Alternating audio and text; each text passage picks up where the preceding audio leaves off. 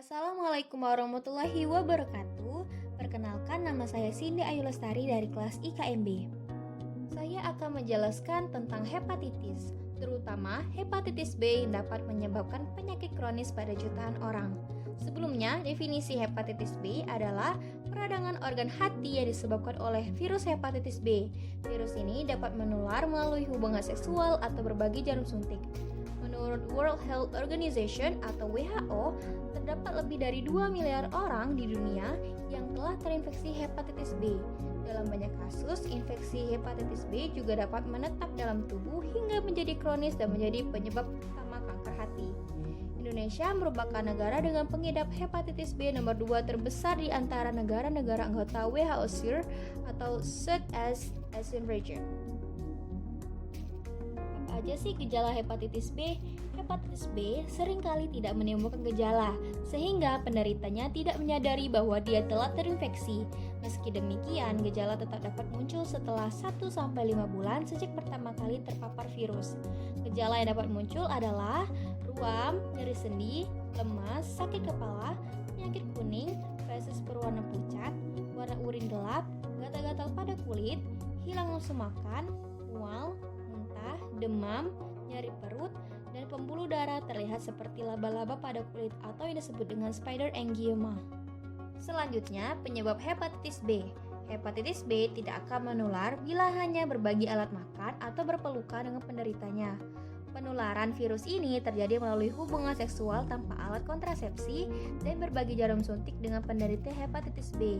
Hal ini karena virus hepatitis B berada di dalam darah dan cairan tubuh, seperti sperma dan cairan vagina. Selain itu, hepatitis B juga dapat ditularkan dari wanita yang sedang hamil kepada bayi dalam kandungannya. Cara penularan hepatitis B terdapat 2 cara, yaitu penularan vertikal dan horizontal. Penularan secara vertikal terjadi dari ibu hamil yang menderita penyakit hepatitis B kepada bayinya selama persalinan. Sedangkan penyebaran horizontal terjadi melalui kontak dengan cairan tubuh seperti air mani, cairan vagina, darah, urin, tinja, dan air liur dari orang yang terinfeksi virus hepatitis B ke orang lain. Beberapa hal yang dapat menyebabkan terjadinya penularan virus hepatitis B secara horizontal adalah 1. Hubungan seksual beresiko, misalnya sering berganti pasangan seksual atau berhubungan seks tanpa alat kontrasepsi. 2. Pemakaian jarum suntik tidak steril dan bergantian dengan orang lain, misalnya dalam pembuatan tato atau penggunaan narkoba dalam bentuk suntik. Yang ketiga, seks sesama jenis. Keempat, tinggal serumah dengan orang yang menderita hepatitis B. Dan yang kelima, tindakan medis tertentu seperti cuci darah atau hemodialisa dan transfusi darah. Cara mendiagnosis kondisi hepatitis. Banyak orang yang mengalami hepatitis justru tidak menyadari telah terinfeksi virus. Itu sebabnya penyakit ini lebih sering terdeteksi tanpa sengaja ketika pemeriksaan medis rutin. Cara terbaik untuk memeriksakan penyakit ini adalah menjalani tes darah yang akan menunjukkan hasil fungsi hati dengan mengukur 1. SGPT dan SGOT, 2. bilirubin, 3. albumin, dan terakhir adalah total protein atau TP. Selain tes darah, dokter bisa mendiagnosis penyakit ini melalui pemeriksaan fisik dari gejala yang dialami seperti kulit atau mata menguning. Selanjutnya, pengobatan hepatitis B. Tidak ada langkah penanganan khusus untuk kondisi hepatitis B akut.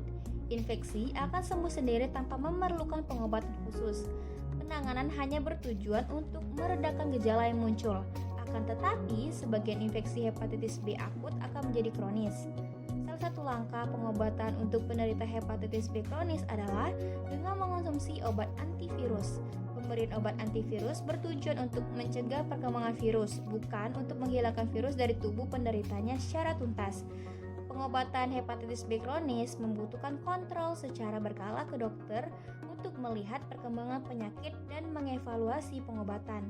Hal tersebut karena hepatitis B kronis dapat menyebabkan kerusakan organ hati. Jika kerusakan hati cukup parah, dokter mungkin akan menganjurkan prosedur transplantasi hati. Vaksin dan pencegahan hepatitis B. Langkah utama untuk mencegah hepatitis B adalah melalui vaksinasi. Vaksin hepatitis B merupakan vaksin wajib yang diberikan kepada anak-anak. efek vaksin yang diberikan saat anak-anak tidak akan bertahan seumur hidup, sehingga vaksinasi perlu diulang saat dewasa. Vaksin hepatitis B merupakan salah satu jenis imunisasi wajib di Indonesia. Vaksin ini bisa diberikan kepada bayi, anak-anak, dan orang dewasa dengan jadwal pemberian sebagai berikut. Bayi, vaksin hepatitis B untuk bayi diberikan sebanyak 4 kali, yaitu paling lambat dalam waktu 12 jam setelah bayi dilahirkan dan ketika bayi berusia 2, 3, dan 4 bulan. Anak-anak, untuk anak-anak yang sebelumnya telah mendapatkan vaksin hepatitis B akan dilakukan vaksin ulang atau booster saat mereka berusia 18 bulan. Remaja dan orang dewasa. Bagi remaja dan orang dewasa yang belum pernah mendapatkan vaksin hepatitis B, vaksin harus diberikan sebanyak 3 kali dengan jarak antara dosis pertama dan kedua adalah 4 minggu, sedangkan jarak antar dosis pertama dan ketiga adalah 16 minggu. Menderita hepatitis B kronis bukanlah akhir dari segalanya. Penderita hepatitis B masih bisa beraktivitas seperti biasa dan memiliki kehidupan normal selama menjalani perawatan dan pengobatan dengan benar, serta menerapkan gaya hidup yang sehat. Baiklah, sekian penjelasan saya tentang hepatitis B. Jika ada kesalahan kata, saya mohon maaf. Saya akhiri. Wassalamualaikum warahmatullahi wabarakatuh.